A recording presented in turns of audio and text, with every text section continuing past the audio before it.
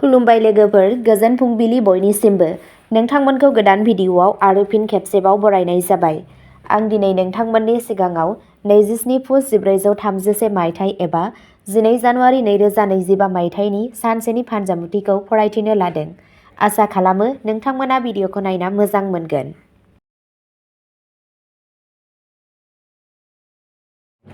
गिबियावनो दङ मेष राशि। दिनै नोंथांनि साना गलाय-गथाय जागोन। नोंथांनि हाबाफोराव माखासे हेंथा थानो हागौ, नाथाय गोसो हमथानानै खामानि माव। राङारि थासारिया सरासनस्रा थागोन, नाथाय जायखिजाया गेदेर खरसानिफ्राय बारग'नो नाजा। नोंथाङा नखरजों सम बारहोनो खाबु मोनगोन। गावनि सावस्रिखौ जोथोन ला, जुनियायै मानोना नोंथाङा खर' सानाय बायदि जेंनाफोरजों मोगा-मोगि जानो हागौ। नोंथांनि दिनैनि खाफालगोनां दिगा जादों खोला, खाफालगोनां अनजिमाया जादों 6 आरो खाफालगोनां गाबआ जादों गोसोम आरो गोथां। वृषभ राशि। दिनैनि साना वृषभ राशिनि सुबुंफोरनि थाखाय मोनसे मोजां सान जागोन। नोंथाङा नोंथांनि साख्रि एबा फालांगियाव मोनसे गोदान खाबु मोगा-मोगि जानो हागौ। राङारि आयदाफोराव जौगानाय फैगोन आरो रांखान्थियारि थासारिया साबसिन जागोन। मोजां मोनलायनायनि सोमोन्दोआव गोदैया बांगोन। सावस्रिनि जेबो गिदिर जेंनाफोर थानाय नङा, नाथाय मोनसे समानथि आदार लाखि।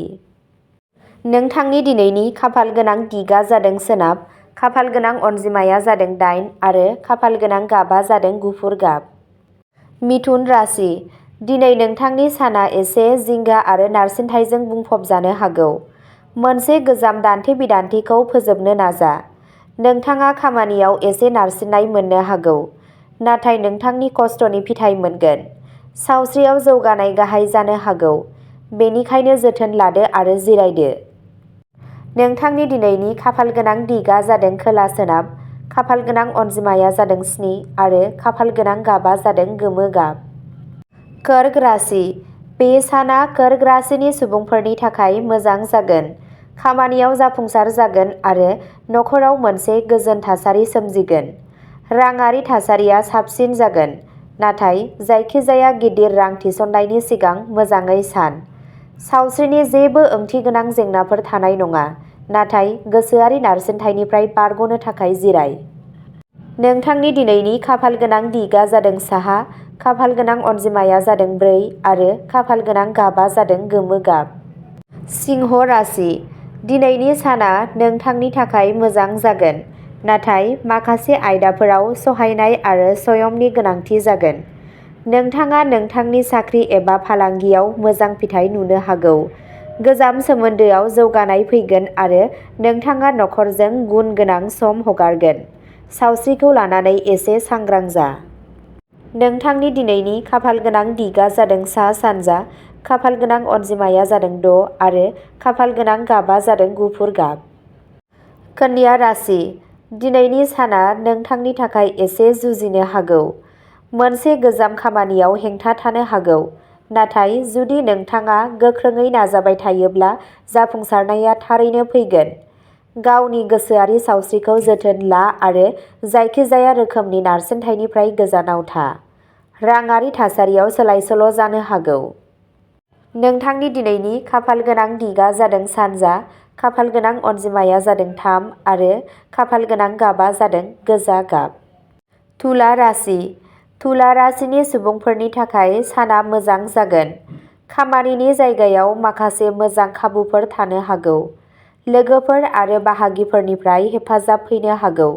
सावस्रिया मोजां जागोन, नाथाय जायखिजाया फिसा सानायखौ नेवसिनाङा। मोजां मोनलायनायनि सोमोन्दोआव गोदैया बांगोन। नोंथांनि दिनैनि खाफालगोनां दिगा जादों सोनाब, खाफालगोनां अनजिमाया जादों 6 आरो खाफालगोनां गाबआ जादों गुफुर गाब। वृश्चिक राशि। दिनै नोंथांनि साना गलाय-गथाय फिथाय होगोन। नोंथांनि जिउराहायारि जिउआव मोनसे गोदान मावथांखि जागायनो हागौ। रांखान्थियारि थासारिया गोख्रों थागोन। नखरारि जिउआव एसे नारसिनथाय थानो हागौ, नाथाय नोंथाङा बेनिफ्राय बारग'नो हागोन। गावनि सावस्रिखौ जोथोन ला आरो गावखौ एसे जिरायनो नाजा।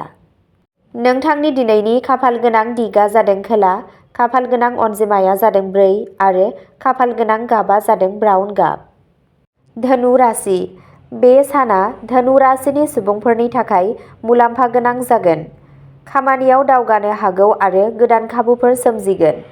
नोंथांनि साननाय आरो सानथांखिफोरा मदद मोनगोन। नखराव गोजोननाय आरो गोजोननि आबहावा थागोन। सावस्रिया मोजां जागोन, नाथाय बांद्राय खस्थ' खालामनायनिफ्राय गोजानाव था। नोंथांनि दिनैनि खाफाल गोनां दिगा जादों खोला सोनाब, खाफाल गोनां अनजिमाया जादों 7 आरो खाफाल गोनां गाबा जादों गोजा गाब। मकर राशि। मकर राशिनि सुबुंफोरनि थाखाय साना सरासनस्रा जागोन। खामानियाव जौगानायनि जाथावना दं, नाथाय जेबो थिरांथायाव गोख्रै दाखालाम। राङारि थासारिया दिदोम थागोन, नाथाय रावजोंबो नांलायनायनिफ्राय गोजानाव थागोन। सावस्रिनि जेबो गिदिर जेंनाफोर थानाय नङा, नाथाय बांद्राय नारसिननायनिफ्राय गोजानाव था। नोंथांनि दिनैनि खाफाल गोनां दिगा जादों सोनाब, खाफाल गोनां अनजिमाया जादों 8 आरो खाफाल गोनां गाबा जादों गोथां गाब। कुम्भ राशि।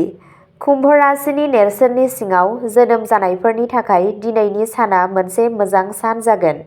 नोंथाङा नोंथांनि खामानियाव जाफुंसार जानो हागोन आरो माखासे मोजां खौरां मोननो हागौ। नोंथाङा नखरजों सम बारहोनो खाबु मोनगोन। सावस्रिया मोजां जागोन, नाथाय गोसोआरि गोजोननि थाखाय ध्यान आरो यगा खालाम। नोंथांनि दिनैनि खाफाल गोनां दिगा जादों सोनाब, खाफाल गोनां अनजिमाया जादों 5 आरो खाफाल गोनां गाबा जादों हाथफ्ला गाब। मीन राशि। मीन राशिनि सिङाव जोनोम जानायफोरनि थाखाय सानखौ गलाय-गथाय खालामनाय जागोन। नोंथांनि खामानि मावनाय जिउआव माखासे हेंथाफोर थानो हागौ, नाथाय नोंथाङा सहायनाय आरो गोब्राब नाजानायजों जेंनाफोरखौ सुस्रांगोन।